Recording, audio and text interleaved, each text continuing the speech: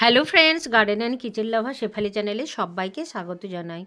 তো দেখুন, আমার এটা গ্রাউন্ডে হরি মন্দিরের পাশে একটা পুঁই শাকের গাছ হয়েছিল। সেখান থেকে প্রচুর পরিমাণে শাক আমি সবসময় খাচ্ছি, আবার কত পরিমাণে পুঁই মেটুলি তুলে নিয়েছি। তো চলে এলাম আমার ব্যাকগ্রাউন্ডের একটি বাগান, যেখানে ফুলকপি, বাঁধাকপি, ওলকপি, বেগুন সমস্ত রকম সবজি রয়েছে।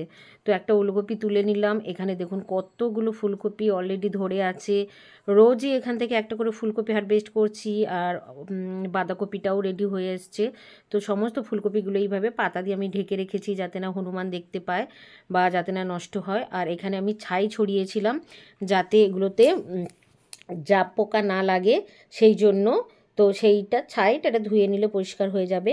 আর দেখুন কত সুন্দর একটা বড় সাইজের ফুলকপি হয়েছে। তো দুটো ফুলকপি আর একটা ওলকপি এবং পুঁই মেটিলি আমি গ্রাউন্ডের বাগান থেকে তুলে নিলাম। তো চলে এলাম ছাদ বাগানে। এখানেও আমার প্রচুর পুঁই মেটুলি রয়েছে, পুঁই শাক রয়েছে। তো বেশ কিছু পুঁই মেটুলি এখান থেকেও আমি তুলে নিচ্ছি, আজকে রান্না হবে বলে।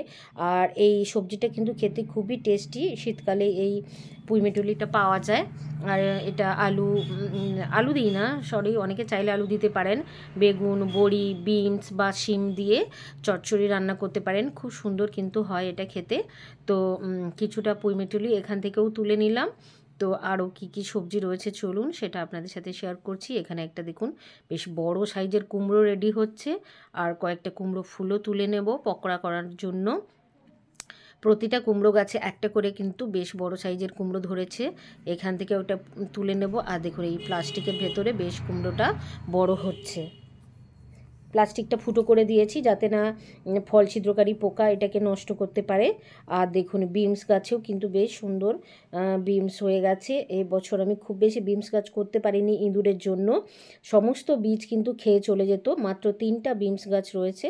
তো এখান থেকেও কিন্তু এই ফার্স্ট টাইম আজকে আমি বিমস হারভেস্ট করছি। তো বেশ কয়েকটা বিমস কিন্তু তোলার মতো হয়ে গেছে, তো সেগুলোকে তুলে নেব।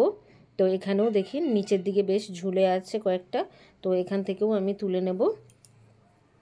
তো এরকম বিভিন্ন রকমের সবজি কিন্তু আপনারা আপনাদের ছাদ বাগানে, ছোটোখাটো যদি উঠোনে বা বাড়ির পিছনে জায়গা থাকে, অনায়াসেই কিন্তু প্রচুর পরিমাণে সবজি করতে পারেন। আর আমার জায়গা বা আমার ছাদ বাগান কিন্তু খুব বড় নয়, তাতেও কিন্তু প্ল্যান মাফিক করলে অনেক রকমের সবজি করা যায়। তো দেখুন এখানে ফুলকপি দুটো রয়েছে, আর একটা বেশ বড় সাইজের বাঁধাকপিও রেডি হয়ে গেছে। তো বাঁধাকপিটাও আজকে তুলে নেব। দেখুন এটা হচ্ছে আমার যে পার্মানেন্ট বেড আছে। তো 1 foot bed, 3 foot by 1 foot bed, সেই বেডের মধ্যে 4টা-5টা ফুল বাঁধাকপি ধরে আছে, সাথে লঙ্কা গাছ রয়েছে।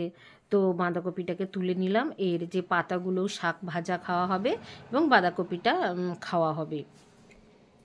তো দেখুন এখানে আমি ফুলকপি দুটো, বাঁধাকপি তুলে নিয়েছি। তারপরে এখানে ওলকপিটা তো গ্রাউন্ডের বাগান থেকে তুলেছি, আর পুঁই মেটুলি, তারপরে রয়েছে বিনস এবং মিষ্টি কুমড়োর ফুল। আর বেগুন তো আগের দিনেই তুলে রেখেছিলাম, তাই আর বেগুনের দরকার নেই। তাহলে দেখতে পাচ্ছেন রোজ কিন্তু বিভিন্ন রকমের সবজি আপনারা নিজেদের বাগানেই চাষ করতে পারবেন, বাজার যাওয়ার কিন্তু কোনো দরকার পড়বে না।